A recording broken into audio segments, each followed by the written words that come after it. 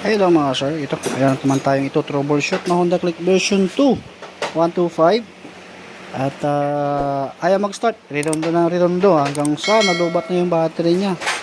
Okay, bali demo ko muna sa inyo parang sakaling ganito yung problema ng motor ninyo ay meron na kayong idea.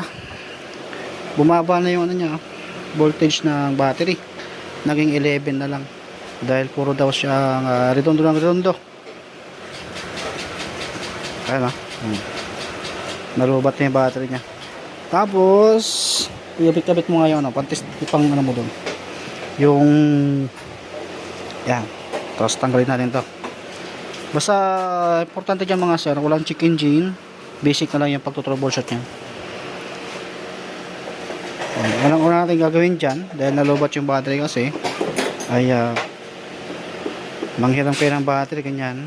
Kung mayroon kayong pang jumper na battery jumper, yan gamitin nyo yan.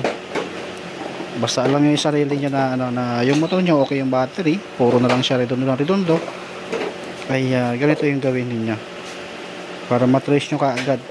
Pero sa mga nakakalaman ng ganito, ayan, sisiw na sa inyo yan. Pero doon sa mga baguhan pa lang, sa mga nakaklik, ayan, laking tulong to sa kanila.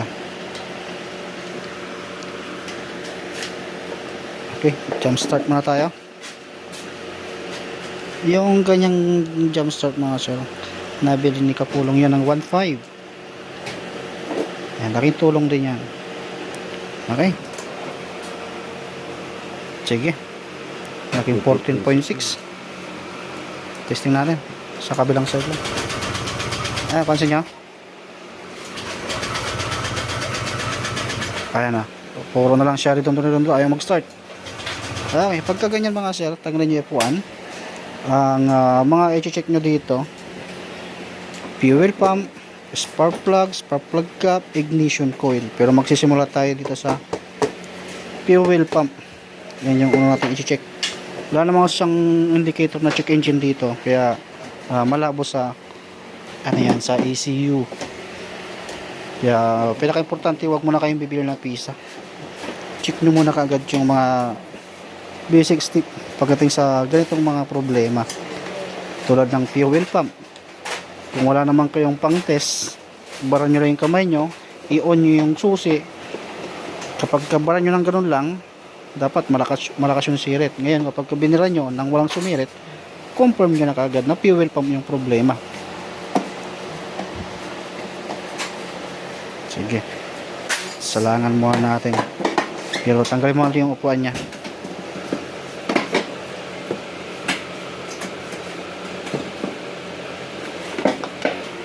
Okay, tanggalan natin yung kanyang fuel, ayun, yung kanyang upuan. Tapos ito, Palitan sa kito. saka spark plug, may nagpalit na sa spark plug din doon sa box Sige, ito muna suot mo. Yan.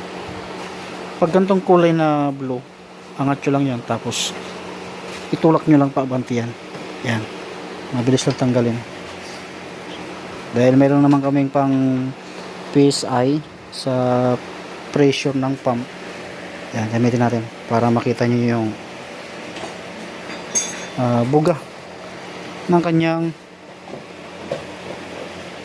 fuel pump.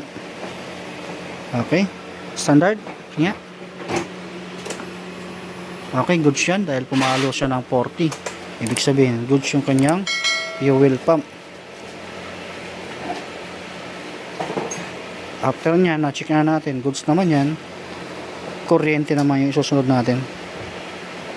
I-check tulad na ignition coil, yan, spark plug cap, yan yung mga i-check.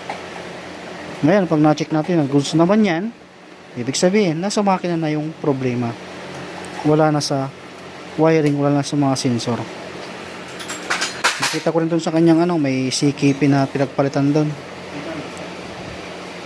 Yan, spark plug, tanggalin natin. Tapos spark plug cap, yan yung mga susunod natin gagawin. Basta wag muna kayo bibili ng pisa, step by step nyo muna para ma-confirm nyo yung pisang bibili ninyo. Mahirap din naman kasi bumili kagad ng pisa nang hindi nyo naman din alam kung ano yung sira. Ito yung spark plug cap niya. Ayan, oh. Hindi na yung original, hindi na original. Yung original kasi mayroon siyang parang kwan dito. Parang maliit na ano. Condenser ba yung gano'n? Pagka yung mga aftermarket rekta yan. Sige, po-start natin. Tinanggal natin yung spark plug cap. Isip nyo lang na ano, na walang leak ng gas dyan sa part na yan. Ayan, may lungnos. Pili mo yan. Bila. Okay. Ayan, walang kuryente. Kaya ayaw mag-start. Puro na lang siya redondo.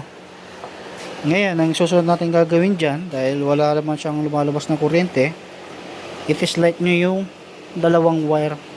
Itong dalawang to. Yan, test-light nyo to. Yan, madali naman mag-test to. Yan, test-light nyo to. Pag yung kulay itim, connect mo sa positive, at kapag umilaw, goods yan. Okay.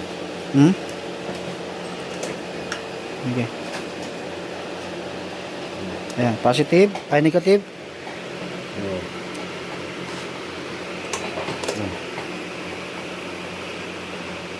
Okay, meron siyang ilaw.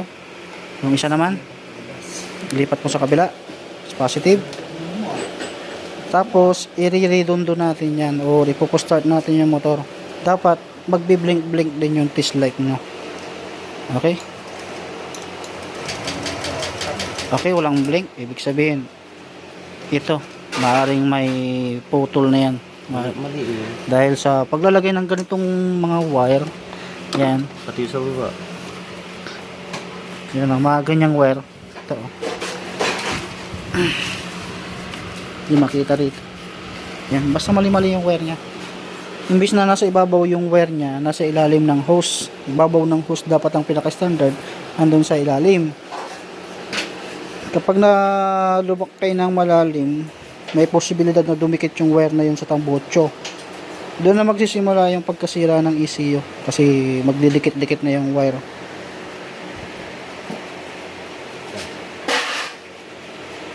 Ayan, testing tayo. Tinanggal natin yung TPS. Ayan, oh. Ayan. Ngayon, pagka ginawa nyo yung tinislight nyo tapos wala pa rin, tanggalin nyo to, oh. Yung sakit ng TPS, tanggalin nyo. Tapos po start nyo. Ayan na, magkakaroon na yan. Narinig nyo yung parang pumipitik-pitik yung kuryente nya. Ayan, nagkaroon siya. O, ibig sabihin, kaya ayaw mag-start yung motor ni sir dahil sa TPS. Grounded yung TPS. Kapag kuwan kasi, nasira yung TPS, konektado rin si wire. Ngayon, kung tinanggal nyo na to at wala pa rin kuryente, hindi hanapin nyo to. Well, bye-bye nyo yung wire na yan. Papunta yan sa ECU. Yan, test light nyo lang yan. So, at least alam nyo na yung sira ng motor ninyo.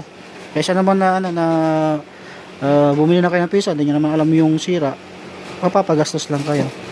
Sample nito, kung gusto naman yung spark plug cap, tapos pinalitan mo ng local, tapos iniiwan sa gumagawa, hindi sayang. Okay, TPS ang problema. Palitan natin. Okay, tanggalin natin yung TPS. Maingay yung background natin kasi tumunog yung compressor natin. Yan, tanggalin natin yung TPS. Meron tayong mga TPS na mga pinagpalitan. Dahil oras na, gabi na, wala rin akong available na brand yung stock or original stock niyan. Okay, tanggalin na natin. Para mo pupuntan. Aftermarket na nga, tapos meron pa may kalang dito, oh. Ikano mo yung kamay mo. Pupuntan. Ayan, oh. Ayan, oh. Hindi nyo naman kailangan magkalang-kalang pa ng ganito. Wala rin naman connection. Wala namang connection yan. Ang nakikita ko, kaya naglalagay siya ng ganyang mga ingkan-ingkan na yan dahil dun sa pin na yan medyo lumuluwag. Ang gawin nyo na lang, kung sakaling ganyan naglulos, tanggalin nyo yan, oh. Tanggalin nyo yan nasa loob nyan, natatanggal yan.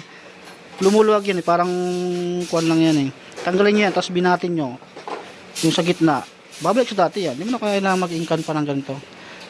Yan, hindi mo na kailangan to. Minsan din kasi mga ito yung mga isa sa mga nakakasira. Totally, gawa ng engineer na wala namang ganyan. Tanggalin mo lang yan, no? Matatanggal yan.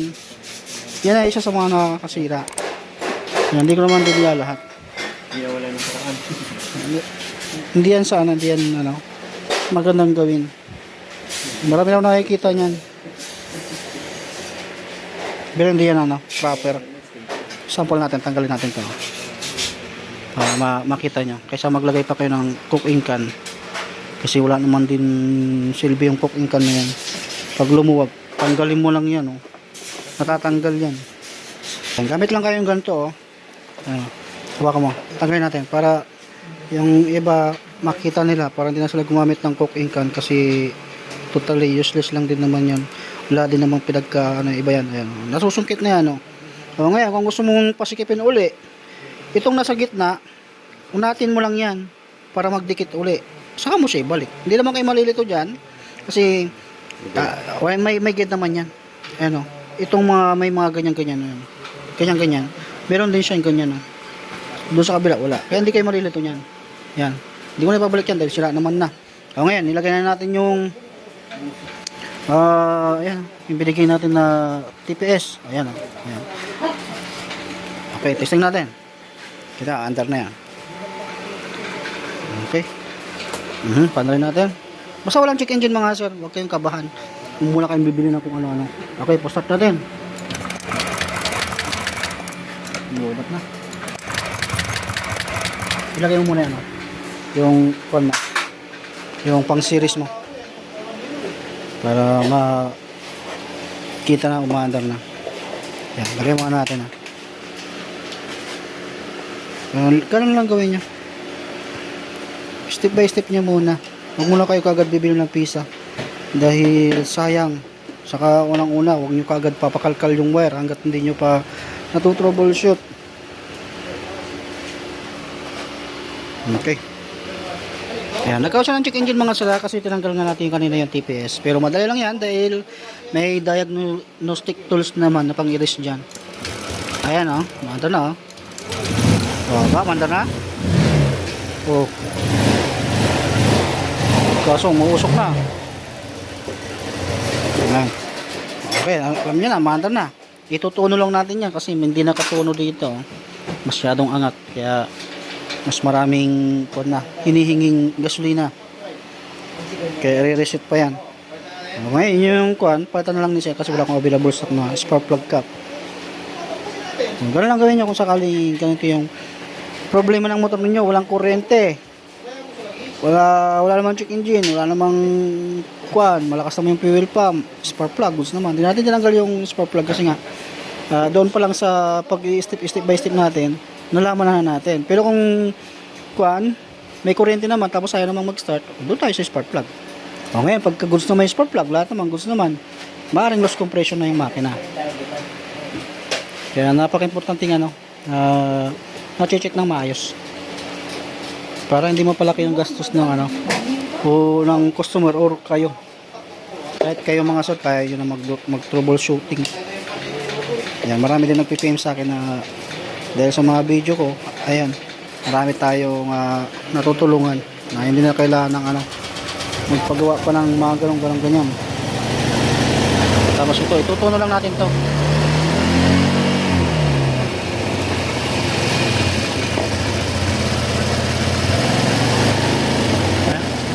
Di ba mo?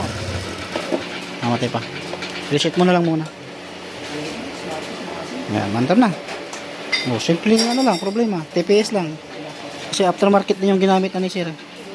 Kaya kung sakaling wag niyo iiwan yung mga pisa nyo. Pag sa amin naman din, may nag-iiwan ng TPS, yung binibigay lang din namin. Example nito. Yan, iwan yung TPS na yan, pinagpalitan. Na alam namin na may kunting palya lang. Oh, anong oras na rin kasi gabi na. Ayan, napapakinabangan ni sir. Ayan, binibigay lang din namin. Ayan, dinadayag na natin. I-reset na natin. Yung nakita ko pala na TPS sa upuan ni sir. Bali, ito na yung problema pala na ito. Kaso, pinapalitan ng CKP na aftermarket. Hindi naman pala ang problema. Kaya doon sa napansin ko dito na mali yung wire. Pansin nyo yung wire na yan. Yung sa baba. Yan, mali yung daan na dapat andito sa taas yan. Example ito yung ganito yung original position. Yung wire ng yan, ng sensor natin dito. Dapat ganyan. Hindi sa ilalim. Lalo ito, lawlaw. Saka ito yung sa stator natin. Yan ang mga delikado. Kaya dapat may balik sa original yan. Dahil ECU mo ang nakasalalay dyan. Sino magsasuffer? Customer. Ay, magkano ECU? 10,000. Hindi. Kawawa yung customer natin. Sige. Pwede mo yan. Bak na ta. Yan. Ayos mo rito.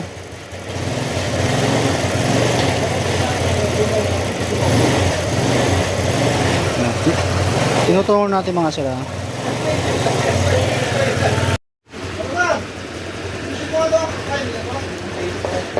Yan. Yan, maandar na siya. Ayan. Okay na yung kanyang ano mga sara. Tapos sunod natin tatanggalin na. Iaayusin yung wire doon. Delikado to. Masisira ECU nito. Ayan, baguhin natin. Tapos ito, mali pa yung pinagdaanan. Nandito sa ito, dapat andito yan sa kabila.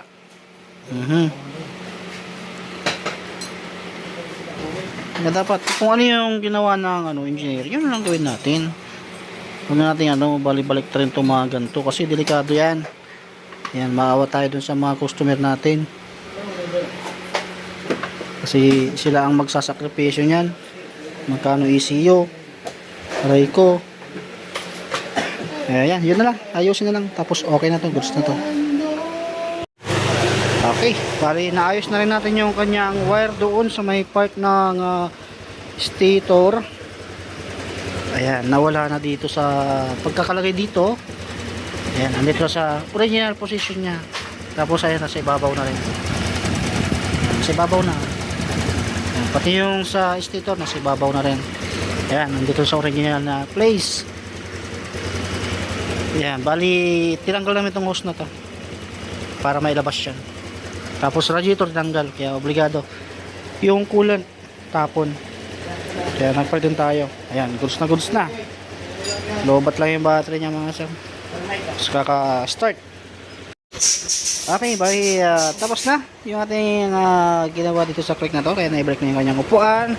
At goods na makakawin na rin si sir. Yan. Bali, yung TPS na yan, pero samantala lang muna. Dahil gabi na, bibili na siya ng bago. Ha? Okay, yung issue natin ng TPS. Yan. Kasi, ayan, gabi na mga sir. Ayan. Ready na to. Ano ba problema mo si Bita Butso yan? Liusok talaga yan. Okay, hindi na lang tapos yung video natin mga sir. Ganun lang gawin niya. Kasi babalik daw si sir kasi bibili pa siya ng TPS. Dahil sa TPS.